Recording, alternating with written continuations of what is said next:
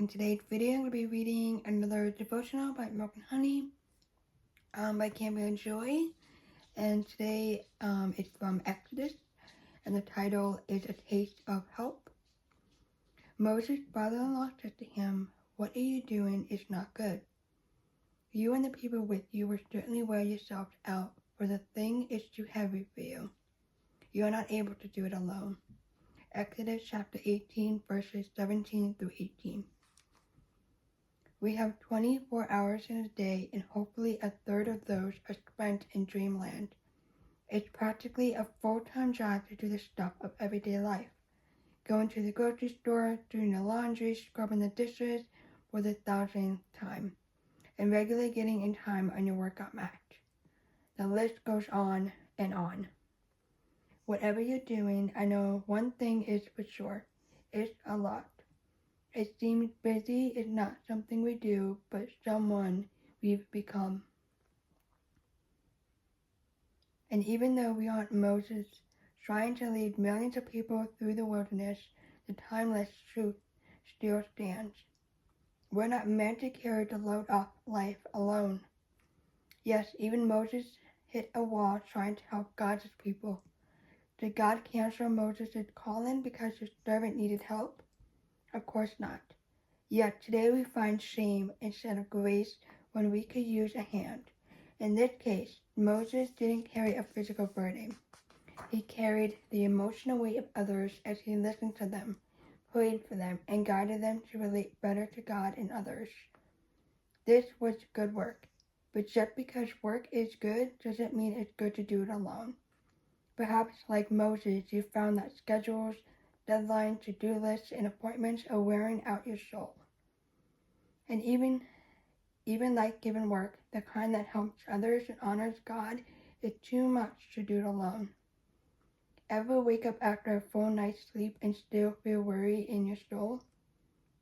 We don't often realize the pressure we're under until we're broken by it or buried under its weight. We don't even see Jesus doing work without help. Could he do it alone? Of course. He is the flesh and bone of God himself. Surely nothing is impossible for him. But he modeled a life that was not spent overwhelmed and buried under the demands of people. He regularly retreated from the crowds to be alone with his Father.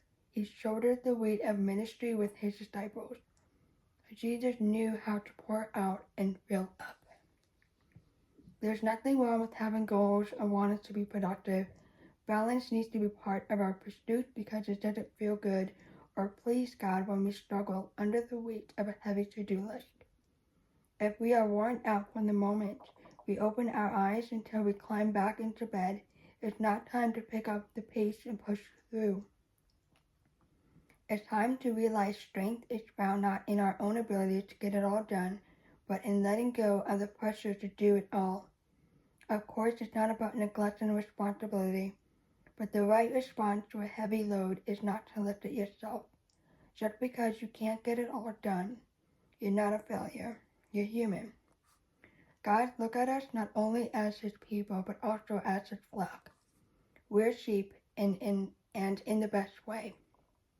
We are his people and the sheep of his pasture. Psalm 100, verse 3. Guess what sheep don't do? They don't lift heavy things. They don't carry burdens.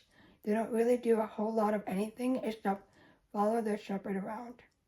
The shepherd protects and guides, and those in his charge simply receive his care because that's all they can really do.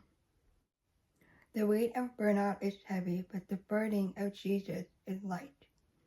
Jethro tells Moses that once he releases the pressure to carry it all himself, his days will be easier, his load lighter, his steps directed by God, and his endurance greater. Even the people will have more peace. Don't believe the lie, the strongest thing you can do is never let go. You know the weight of the world can't be carried with two hands.